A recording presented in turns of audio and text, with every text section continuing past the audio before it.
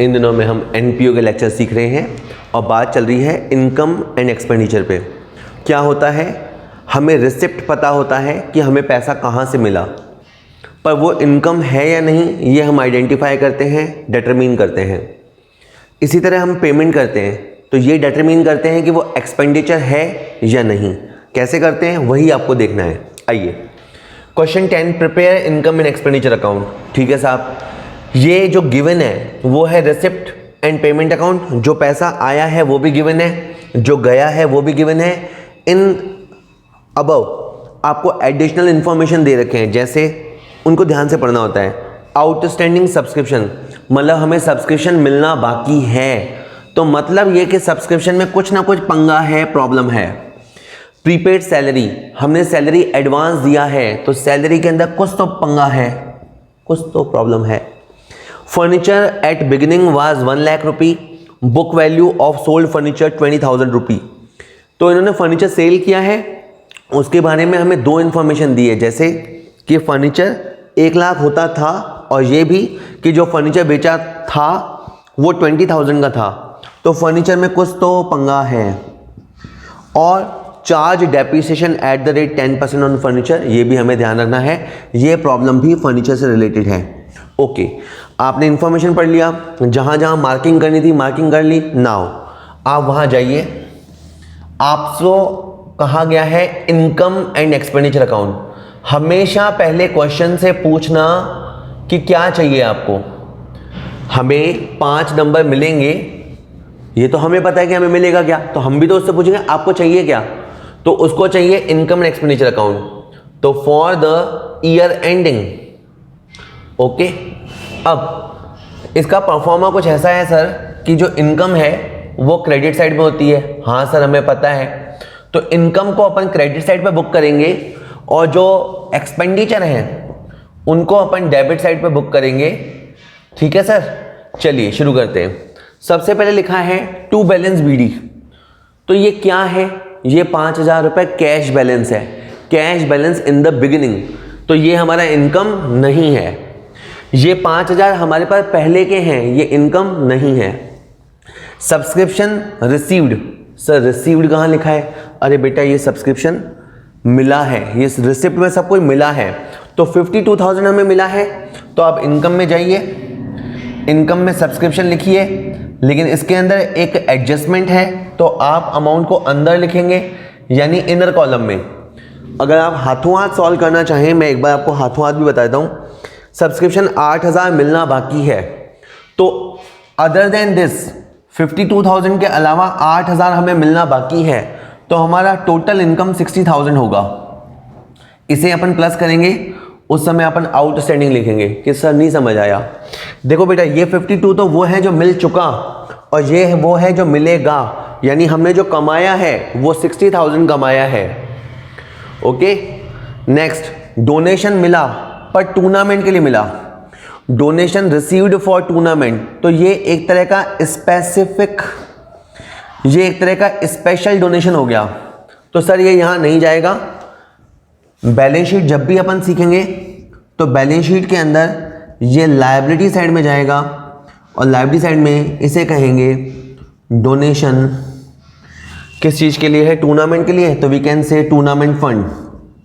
Yes, हम इसे कह सकते हैं टूर्नामेंट फंड। तो जो भी हमें पैसा मिला है वो यहाँ लिखा जाएगा। तो हमारे डोनेशन दो तरह के होते हैं, जनरल डोनेशन और स्पेसिफिक डोनेशन।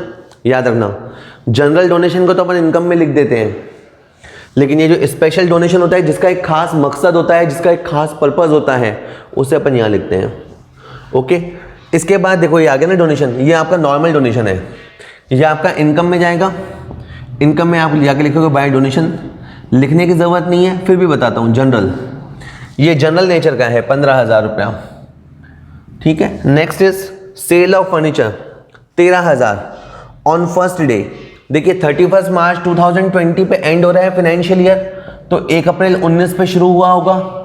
ये इन्होंने फर्नीचर को फर्स्ट डे पे सेल किया है, और मैं बता दूं आपको 7,000 का लॉस हुआ है, क्योंकि जो फर्नीचर हमने सेल किया था ना उसकी बुक वैल्यू थी 20,000 and we sold it for 13,000 only.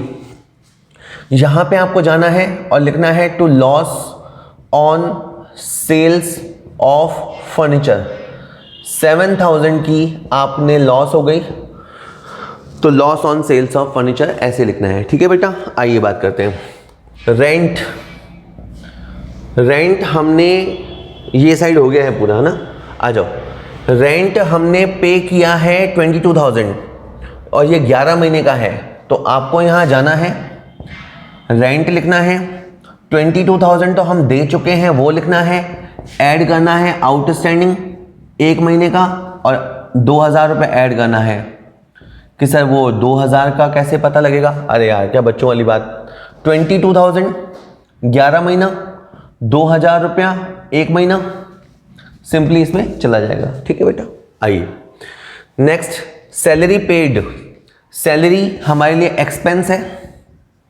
देखिए ये अकाउंट अपने को पता है कि जैसे बचपन में प्रॉफिट एंड लॉस होता था 11th क्लास में, बिल्कुल वैसा ही होता है। तो ये सैलरी जो है ये एक्सपेंडिचर में जाएगा। हालांकि सैलरी में से 4,000 प्रीपेड है। Prepaid means related to the next year.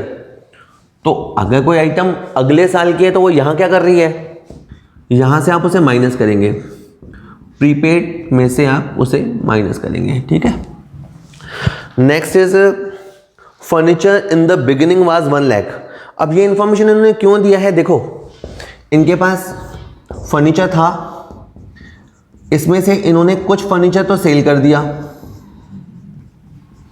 और अब इनके पास जो फर्नीचर बचा है वो 80,000 का है और हमें डेप्रीसिएशन लगाना है, इसलिए हमें ये बातें बताई जा रही है कि हमें 10% डेप्रीसिएशन लगाना है।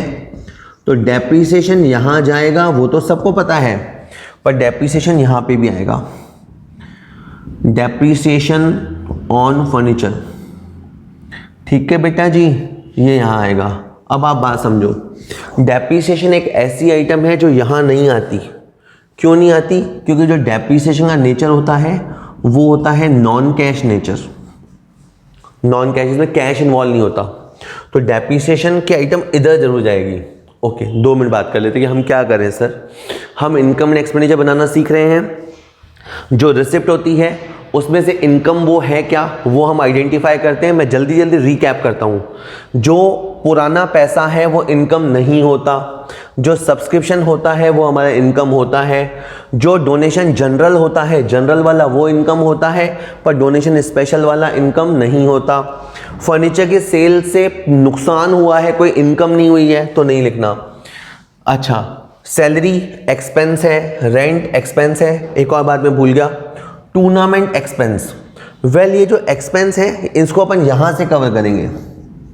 जो टूर्नामेंट पे एक्सपेंस हुए उसे हम टूर्नामेंट फंड से कवर करेंगे, तो इसे बोलते हैं fund accounting. If you have a fund, अगर आपके पास फंड है तो वो एक्सपेंस वहाँ से चार्ज होगा और बचा हुआ आपको यहाँ लिखना है। ठीक है बेटा जी, चलिए। Then balance sheet. Balance sheet what? Balance sheet मतलब बचा हुआ पैसा। तो बचा हुआ पैसा क्या होता है? असेट। जब भी हम बैलेंस शीट के लेक्चर सीखेंगे तो ये बचा हुआ पैसा आपकी बैलेंस शीट के अंदर आएगा। अब आखिर में क्या करना? आखिर में आप अपनी इनकम ऐड कर लो। आपकी इनकम है 75,000 और आप अपने एक्सपेंसेस को ऐड कर लो 731, 31 और 839, 47, 87। वाओ, एक्सपेंस तो ज़्यादा हो गए आपके। आपके एक्सपेंडिचर हैं 87,000 के। आपके पास शॉर्टेज है 12,000 की। इसे शॉर्टेज नहीं कहते, इसे कहते हैं डेफिसिट। डेफिसिट यानी घाटा। कैसे लिखेंगे? ऐसे, by excess of expenditure over income. Income से ज़्यादा हो गए हैं expenditure, that's why we are facing a घाटा, डेफिसिट। 87 और 75 ऐसा लिख के छोड़ा नहीं जाता, आपको यहाँ 87 लिख के आना है। बाद में क्या होगा? जब भी आपका बैलेंस शीट बनेगा तो यहाँ जो आपका कैपिटल होता है, जिसे कैपिटल फंड बोलते हैं, उस कैपिटल फंड में से डेफिसिट माइनस करेंगे। तो मैंने बहुत ही बेसिक बातें आपको बताई। अभी एक क्वेश्चन थोड़ा सा और देखेंगे अपन, चलिए। एनपीओ पे अपन एक क्वेश्चन और देखते हैं, ये रिलेटिवली टफ रहेगा और ऐसे ही अपन धीरे धीरे एडवांस लेक्चर्स की तरफ जाएंगे। आइए, the details of receipt and payment account of Janata hospital for the year ended. थोड़ा नाम से भी आइडिया मिलता है। आपके पास जो हमारा एनपीओ है वो एक हॉस्पिटल ऑर्गेनाइजेशन है और इनका ईयर मार्च 20 पे एंड होता है। ये इनका इनकमिंग है, जो रिसीप्ट होता है ओपनिंग बैलेंस, सब्सक्रिप्शन वगैरह, ये इनके पेमेंट है, पेमेंट फॉर मेडिसिन वगैरह। इसके अलावा एडिशनल इन्फॉर्मेशन में आपको बताया है subscription outstanding in the beginning, at the end, subscription received in advance, stock of medicine, salary outstanding, equipment, building. तो लॉट ऑफ इंफॉर्मेशन गिवन। तो अपने को अब आराम से जाना, हमसे ये इनकम एक्सपेंडिचर बनवाएगा, इसने बोलना भूल गए ये, बट आज के टॉपिक में हम इनकम एंड एक्सपेंडिचर अकाउंट ही बना रहे हैं। और अपन अच्छे से जानते हैं कि इसके नीचे फॉर द ईयर एंडिंग वाला लाइन आता है, फॉर द ईयर एंडिंग, कि ये कौन से ईयर का है। ज़्यादा नहीं टाइम ख़राब करते, आपको सीधा अपनी इनकम साइड पे आ जाना है और जो भी इनकम के अमाउंट हैं वो आपको क्रेडिट की तरफ लिखने हैं। चलिए मैं शुरू कर देता हूँ। सबसे पहले है ओपनिंग बैलेंस। तो ये हमारा इनकम नहीं होता, ये पुराना बैलेंस है, ये इनकम नहीं होता। सब्सक्रिप्शन मिला, ये हमारा इनकम होता है। आप इनकम में जाना और वहाँ पे सब्सक्रिप्शन लिख देना। इसके रिगार्डिंग कुछ एडजस्टमेंट है, तो मुझे क्या करना चाहिए था कि पहले मुझे एडजस्टमेंट देख लेनी चाहिए। सब्सक्रिप्शन आउटस्टैंडिंग, ये एडजस्टमेंट 2 बार है। सब्सक्रिप्शन एडवांस, ये एडजस्टमेंट 2 बार है। तो मैंने इसके ऊपर 4 स्टार लगा दिए। इसका मैं बहुत ध्यान रखूँगा। इसके अलावा मेडिसिन के अंदर भी एडजस्टमेंट है। सैलरी आउटस्टैंडिंग है, सैलरी में भी एडजस्टमेंट है। इक्विपमेंट और बिल्डिंग का भी मुझे ध्यान रखना पड़ेगा। ओके, चलिए अब शुरू कर लेते हैं। तो सब्सक्रिप्शन की अमाउंट हमने अंदर लिखी है, इसमें कुछ एडजस्टमेंट होंगे, कुछ प्लस माइनस होंगे, वो अभी हम डिस्कस करेंगे। देन डोनेशन हमें मिला, ये हमारा इनकम है। आपको इनकम में जाना है, डोनेशन में आप इनकम साइड में लिखेंगे। इसे हम जनरल डोनेशन मान लेते हैं, ठीक है। Next is interest on investment full year, हमें पूरे साल का इंटरेस्ट मिला। ओके, तो इसे आप इनकम मानेंगे, क्रेडिट साइड में लिखेंगे। और एक राज की बात यह है कि आपके पास इन्वेस्टमेंट होगा, क्योंकि इन्वेस्टमेंट का 7% इक्वल्स टू 7,000। आपने जो अमाउंट इन्वेस्ट किया है उसका 7% इक्वल टू 7,000। थोड़ा सा भी आप क्रॉस मल्टीप्लाई करेंगे तो क्या होगा मैं बताऊं। इन्वेस्टमेंट ये 100 क्रॉस मल्टीप्लाई हो जाएगा, इधर चला जाएगा, और 7 क्रॉस मल्टीप्लाई होकर नीचे आ जाएगा। You will find 1 lakh rupee. We must have 1 lakh rupee as investment. हालांकि इस इंफॉर्मेशन का अभी मतलब नहीं है, लेकिन जिन क्वेश्चनों में आप बैलेंस शीट बनाएंगे वहां आपको 1 लाख की इन्वेस्टमेंट शो करनी पड़ेगी in the opening balance sheet as well as in closing balance sheet. Right now interest मिला, इनकम है, चलो आगे। Proceeds of charity show. Well, हमने एक चैरिटी शो ऑर्गेनाइज करवाया है, उससे हमें मिला है पैसा, और यहाँ पे एक्सपेंसेस भी गिवन है। तो अपन इनकम में जाएंगे और अपन ऐसा लिख सकते हैं, by income from charity show. हमने शो ऑर्गेनाइज करवाया, उससे जो प्रोसीड्स आई यानी जो कलेक्शन आया दैट इज 10,450, और जो हमने एक्सपेंस किया, पैसा खर्च किया, दैट इज 750, और यहाँ पे 9,700 आ गया है, और ये हमारा इनकम है। चलिए जी, बहुत बढ़िया बात है। नेक्स्ट, मेडिसिन के लिए हमने पेमेंट किया, तो आज आपको एक फॉर्मूला लगाना पड़ेगा, that is medicine consumed. Medicine consumed, इसके लिए आपको अपना ओपनिंग स्टॉक देखना होगा, प्लस परचेज देखना होगा, इसमें से माइनस करना होगा क्लोजिंग स्टॉक जो कि आपका बच गया। कि सर वापस बताओ, मेडिसिन जो स्टार्टिंग में थे, ओपनिंग स्टॉक था, हमें वो लिखना होगा, इसके अलावा मेडिसिन जो हमने परचेज किए हमें वो लिखना होगा 39,400 और जो क्लोजिंग स्टॉक है वो हमें लेस करना होगा। कि सर हमें ऐसा कैसे याद आएगा? देखिए, जब जब आइटमें आप सुनते जाएंगे ना, फिर वो आइटमें आपके सामने आएंगे तो आपको ऑटोमेटिक याद आएगा। अपना ब्रेन मेमोरी बहुत शार्प होता है। तो अगर आपने ध्यान से सुना है, ये हम by the way expenditure side पे खड़े हैं। जनरली क्या होता है, ये मेडिसिन है और ये एक्सपेंस में जाएगा, क्योंकि हॉस्पिटल है तो हॉस्पिटल वाले क्या मेडिसिन को कंज्यूम ही तो करेंगे। लेकिन अगर आपको opening stock closing stock given हो तो आपको उसका भी एडजस्टमेंट करना है। जो पुराना स्टॉक था वो भी आपने कंज्यूम किया होगा और क्लोजिंग स्टॉक बताता है कि ये माल हमने कंज्यूम नहीं किया, तो आपको दोनों बातों को कंसीडर करके मेडिसिन कंज्यूम निकालना है। बहुत ही इंपॉर्टेंट फॉर्मूला है, opening stock plus purchases less closing stock. Next, salary payment. ये साइड ही पेमेंट साइड है। हमने सैलरी पेमेंट किया, आप सैलरी लिखिए 36,500 लिखा। अब इसमें एक एडजस्टमेंट है, ये स्टार इंडिकेट करेगा कि एडजस्टमेंट है। अब सैलरी आउटस्टैंडिंग है और इसकी फिगर है 1000 एट द एंड। तो हमने सैलरी पे किया है, इसके बाद भी 1000 रुपये आउटस्टैंडिंग है, मतलब हमारा बिल 37,500 का होगा।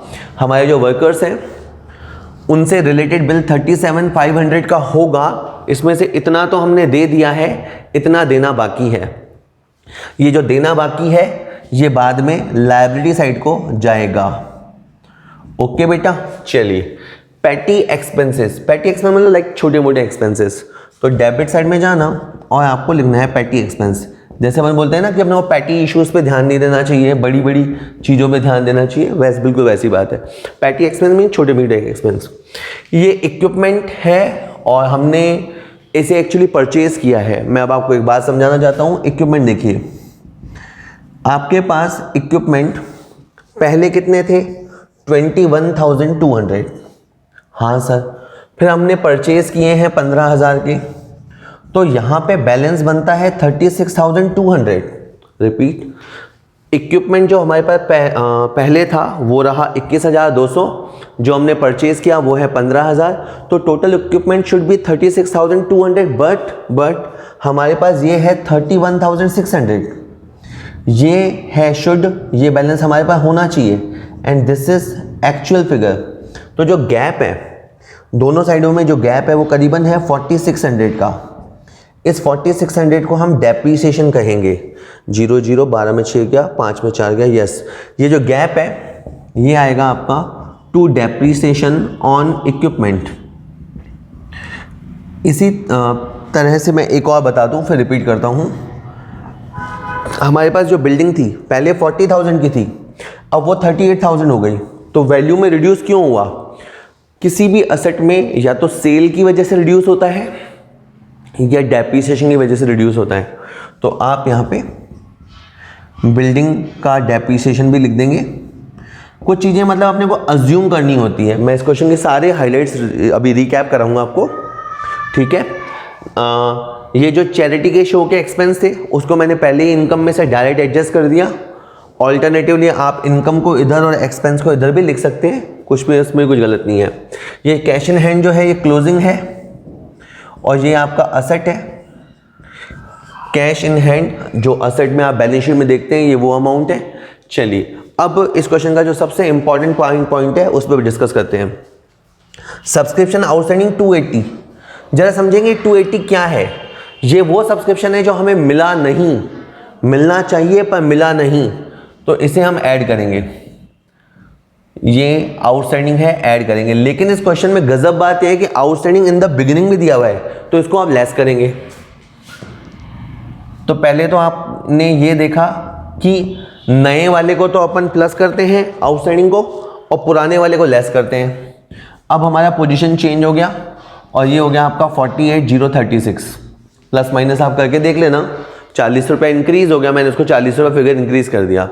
एक और बात, अच्छा आप ये कहेंगे कि सर 240 को हमने लेस क्यों किया, ये तो बताओ। देखिए 240 आउटस्टैंडिंग था लास्ट ईयर में, तो इस साल हमें मिल गया होगा, इस साल के फिगर में वो इंक्लूड हो गया होगा, तो उसे लेस करना जरूरी था। रिपीट, ये 240 पिछले साल बाकी था, ये 240 हमें मिल गया होगा और ये 240 इसके अंदर इंक्लूड है। ये सब मान के हम उसे बोलेंगे हटो हटो, आप तो लास्ट ईयर का अमाउंट हो तो आप इसको माइनस करेंगे 240 because it is related to the last year. थोड़ा मुश्किल था। हम उस 280 को लेते हैं जो करंट ईयर का है, भले ना मिला तो भी लेते हैं क्योंकि वो करंट ईयर का है, लेकिन ये 240 हमें मिल चुका है, लेकिन लेस क्यों कर रहे हैं? क्योंकि ये पिछले साल का है। और देखिए ये जो सब्सक्रिप्शन इन एडवांस है, ये जो सब्सक्रिप्शन इन एडवांस है, इसका तो क्लियर मतलब है ये हमारा नहीं है, ये नेक्स्ट ईयर का है, तो इसे अपन माइनस करेंगे। एडवांस सब्सक्रिप्शन हमारा नहीं है इसलिए हम माइनस करेंगे, और ये जो 64 है इसे अपन प्लस करेंगे। अभी के लिए आप रूल बनाइए कि जो भी प्रीवियस ईयर आइटम होती हैं, पुराने ईयर की आइटम होती है, उसके साथ हम अपोजिट बिहेव करते हैं। जैसे एडवांस हमने माइनस किया लेकिन पुराना एडवांस था तो इसे प्लस किया। धीरे धीरे जब आपके लॉजिक पक्के हो जाएंगे तो मैं इसका लॉजिक बताता हूँ। ये 100 हमने माइनस इसलिए किया क्योंकि ये हमारा फिगर नहीं है, this figure relates to next year. Whereas ये 64 हमने ऐड क्यों किया? ये एडवांस था पिछले साल के लिए, यानी पिछले साल एडवांस मिला था, but this figure belongs to current year. Repeat, ये एडवांस जो हमारे पहले थे, हमारे से पिछले साल अकाउंटेंट थे, उनको एडवांस मिला था, लेकिन ये फिगर है तो हमारा, यानी हमें हमेशा करंट ईयर पे कॉन्सेंट्रेट करना होता है। इनकम साइड और expense side is all about current year. Okay, चलिए तो ऐसा करते हुए प्लस माइनस करते हुए आप 48,000 पे रीच करेंगे। अच्छा सा फिगर आ गया है। चलिए, तो ये थोड़ा मुश्किल था। अभी पहले मैं रिजल्ट निकाल देता हूँ और फिर इसको फटाफट रिकैप करेंगे। आपका इनकम है 48, 62, 69, 78, 79,200। देख लेते हैं एक बार। 48, 62, 69, 78, 79,200। यस, इधर देख लेते हैं 30, 37, 67, 71, 73, 74, 561, 74, 561, 30, 37, 67, 71, 73, 74, 161। ठीक है, हाँ ये सही है। चलो अब ये आप फिगर यहाँ लिखेंगे नहीं, ये फिगर आप लिखेंगे नहीं क्योंकि हम यहाँ पे मिसमैच नहीं दिखाते। हाँ ये ज़रूर करते हैं कि हम बड़ा अमाउंट, इस क्वेश्चन में बड़ा अमाउंट इनकम का है और एक्सपेंडिचर का अमाउंट थोड़ा छोटा है, इन दोनों का गैप निकालते हैं। 10 में 1 गया 9, 9 में 6 गया 3, 11 में 5 गया 6, 8 में 4 गया 4। ये जो भी गैप आई है बेटा, एक बार प्लस माइनस आप देख लेना, ये जो भी गैप आई है ये आपका सरप्लस है, ये आपका बचत आया है। और सरप्लस आप ब्रैकेट में लिखेंगे, आप यहाँ लिखेंगे to excess of income over expenditure. Okay जी, तो ये आपका इनकम का फिगर आ गया है। चलिए मैं जल्दी जल्दी रिकैप करता हूँ। ये जो बैलेंस ओपनिंग होता है ये हमारा इनकम नहीं होता। ये जो सब्सक्रिप्शन हमें मिला है ये हमारा इनकम है, जो आउटस्टैंडिंग है वो भी हमारा इनकम है, जो पहले ही हमें मिल चुका वो भी हमारा इनकम है। ऐसे समझते हुए आप इनकम साइड को रिकॉर्ड करेंगे। इसके बाद डोनेशन इनकम में जाएगा, जो इंटरेस्ट हमने कमाया है वो इनकम में जाएगा। इंटरेस्ट से आपको वैल्यू ऑफ इन्वेस्टमेंट पता लगेगी, वो बैलेंस शीट के पर्पज से आपको वैल्यू ऑफ इन्वेस्टमेंट पता लगेगी। चैरिटी शो से जो नेट इनकम है उसे आप नेट इनकम को दिखा सकते हैं, आप चाहे तो सेपरेट सेपरेट दिखा सकते हैं। मेडिसिन परचेज से ज़्यादा इंपॉर्टेंट है मेडिसिन कितनी कंज्यूम हुई है, कितनी काम में आई है, तो आपको ओपनिंग स्टॉक और क्लोजिंग स्टॉक का ध्यान रखना है। इसके अलावा इक्विपमेंट में आप देखेंगे थोड़ा सा रिडक्शन है, थोड़ी सी कमी आई है, जितना होना चाहिए उतना नहीं है, तो डेफिनेटली डेप्रिसिएशन है, तो आपने वो डेप्रिसिएशन भी लिखना है। ओके, लास्ट में आते आते आपको अपनी इनकम साइड एक्सपेंसेस साइड का गैप देखना है, और जो गैप आएगा उसे आप सरप्लस कहेंगे। ओके, जाते जाते एक रिक्वेस्ट छोटी सी, अगर ये वीडियो आपके काम में आ रहे हैं तो बिल्कुल आप वीडियोस को लाइक कर सकते हैं, चैनल को सब्सक्राइब कर सकते हैं, और आप चाहें तो वीडियो किसी को शेयर कर सकते हैं ताकि उसे भी काम आए। Thank you.